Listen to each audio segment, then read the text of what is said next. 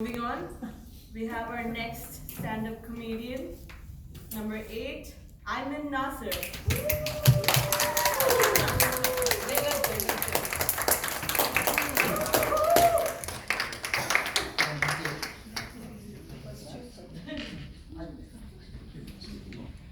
Okay, I'm gonna start this by sharing something really embarrassing.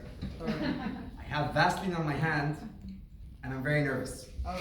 Nobody- Let me explain. Now, when we came here, it was 6:50. We thought we were in the wrong place. Okay? It's because women are always right. Now, I say this because I'm a married man, and because something just happened now that further proves that men should always say the woman is right. My wife and I are driving. I'm really excited to come here. Okay? On the road, there's an accident. It's a really bad accident, and the road is narrow. And I'm like, we're gonna be late. So what do? My wife is driving. Okay? And I'm like, just go over the sidewalk. Go to the other side. And she expertly dodges the problem by saying, why don't you do it? So I was like, fine, I've done this a million times. So I thought. So I get in the car, I get in the driver's seat, I back up, I go over, things are going well. I go down on the other side and I hear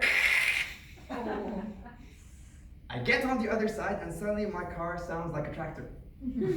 I look behind me and there's my exhaust. At first I thought I ran into a street sign and I was like, how could I not have seen that? Then I understood, oh my God, I just ruined my car. But then I still had the wherewithal. I was like, no, I want to do stand-up comedy, so I'm still going to come by. I'm going to tell my story. I'm going to tell you guys that women are always right. I got married 5 years ago. 5 years. And the one thing I found out that we love doing is traveling. But my wife is veiled. So sometimes when we go to certain countries, they're not very kind with her. They're kind with me. They're kind with my son. Like we were in Georgia, because Georgia gives everyone visa on arrival. Egyptian. So we're in the airport, and I had the wherewithal to practice a few words before going to Georgia. So at the immigration, I'm like, Didi Madlova. That means hi. So she says, Madlova, and she's happy. And then I said, Safia Madnova Chenni Gatsnova. That means pleased to meet you. She was ecstatic. The lady was really ecstatic. She was happy. So she's talking to me. She's like, oh, everything is good. How are you finding Georgia? Blah, blah, blah. Sorry, she's on the way out.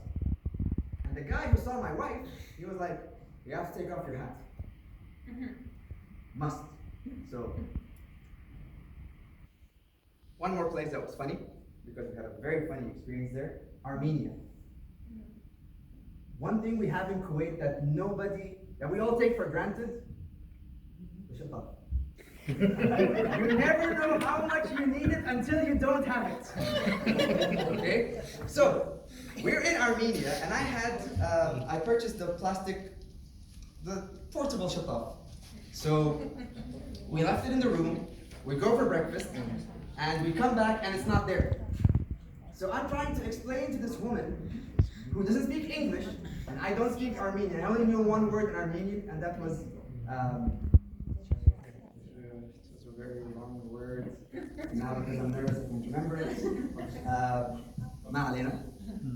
I'm trying to explain to this woman that there's a plastic thing on top of the bottle that you got rid of, and she doesn't understand me. So fortunately, they had a guy there who happened to work in Kuwait, but he only speaks classic Arabic, which is a language that newspapers written. So I'm trying to explain to him, يا أخي هناك شيء أضعه فوق إنني أستخدمه في الحمام. It's really, really strange. Another funny country, Russia. Now, I go to Russia. I have all my papers in order. When I went to Russia the first time, we weren't allowed to drive into the ministry zone, so I had to walk there. It was summer. And you have to walk 1.5 kilometers to get to the embassy and 1.5 to go back to your car. And every time I go there, they're like, you're missing a document. But in the end, I was able to go there. I'm on the plane, and then I realized I didn't print my papers. I'm like, it's okay. There's internet. I'll download it when I get there. I go there. Internet is extremely slow. So we're like, imagine, let me paint a scenario. I'm standing there, I go to immigration, I tell the lady, I have my papers, they're on my phone, but they're not loaded. She says, go to the back and wait. I go to the back and wait, and I see everyone just going in, passing the gate. I look to my side, and who else is sitting with me? Arabs. I swear to you, this is a real, live situation. I'm sitting there, I'm just surrounded by Arabs and Africans. And then suddenly, the immigration gates close, like literal metal gates come down, okay? And I'm like, boss, that's it. They're gonna say, everyone who's still here, go back on the plane. So this Russian lady comes out wearing an officer's uniform. She's extremely beautiful, okay? Sorry, true? Okay? She was extremely beautiful. So she comes up and she's holding a paper and she's like, Ayman Nassar. And by the way, thank you for butchering my name. It's Nassar, not Nasser. 33 years, everyone makes the mistake. So this lady says, Ayman, come here.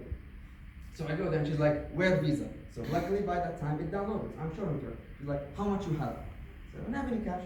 Nobody told me. It's not on your paper, I need to have cash.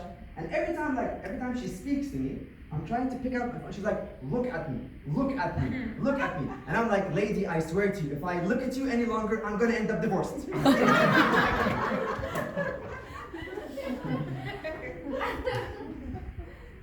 The latest trip my wife and I did with our son was to Thailand, last December. Now I had been to Thailand exactly 10 years before, but I was bachelor. This time I'm there with my baby. We did the same exact things, we went the same exact places, and I tell you this, I never felt as invisible as I did, except when I was with my son. Who's been to Thailand? Great. Phuket. Walking streets in Patong. I'm walking there with my son, and you know who's in Patong, okay? And the last time I was there, okay, I heard these calls. Hey, sexy man! Hey! And come here, massage. But this time, when I'm with my son, all they're doing is,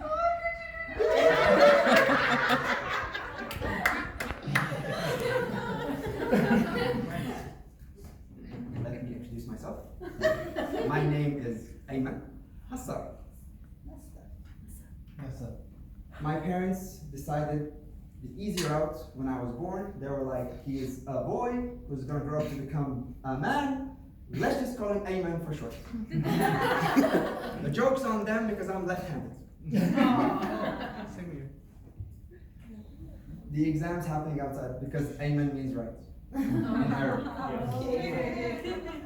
Sorry, language joke. The IELTS exams are happening outside. I did the IELTS exams. When I went in there, the guy was like, this is the test of your English proficiency, so we're going to ask you really tough questions, and based on how you answer, you'll either pass or fail. What is your name? Ayman. I asked for your name, not your gender. Please leave. Shortest exam. Now, my son's name is Amir. And when his mother and I were deciding what to name him, we had the usual fight of, I want this, I want that, but I found the loophole. I found how to get your way. I told my wife, owing to our Egyptian heritage, I wanted to name my son Osiris. Osiris, an Egyptian god, Osiris. Now, you might think this is funny, but I do have a family member in Alexandria who has named his kids pharaonic names. Pharaonic names, yes. Google Imhotep Nassar. He's a pilot for Egypt Air. Was. Retired. Imhotep Nassar. Okay? So I told her, you know this uncle, he has these kids, and I'm going to name my child Osiris. And every time it would pop up, what do you want? I'd be like, Osiris. Osiris. She wanted Iyad, I said Osiris. She wanted Esther. I said Osiris. And then she was like, you mentioned the name like a while back when we were just getting pregnant. What was it again? I was like, Amir. She was like, ah, yeah, I like that. And that is how we have Amir. Always right. Whatever's left. Now, in the age of Instagram, the funniest thing that happens is when you get to meet other parents. Now, this day and age, those parents don't necessarily have to have babies. They can have pets. Because now they're called fur babies. And these guys are called fur parents. So over New Year's Eve, we had such a fur parent at our house, and she had her little dog in her little bag, and the dog is cute, and it's rolling around, and everyone's loving it. And I figured that there's a bit of a competition going on between him and my son, the dog and my son. Now she wins because her dog is potty trained. Okay?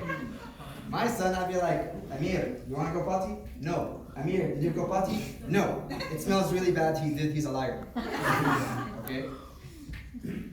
So we're sitting there, and she's talking about how her dog does tricks, and I'm like, yeah, my son does tricks. Amir, go get me that thing. So he does it. And she's like, well, my dog understands 5 languages. I'm like, my son only understands 2. Arabic and English. And I'm like, my son's gonna grow up and go to university. Ha! How are you gonna top that? And she's like, my dog has an Instagram account. Her dog is a micro-influencer. Her dog has more followers than me.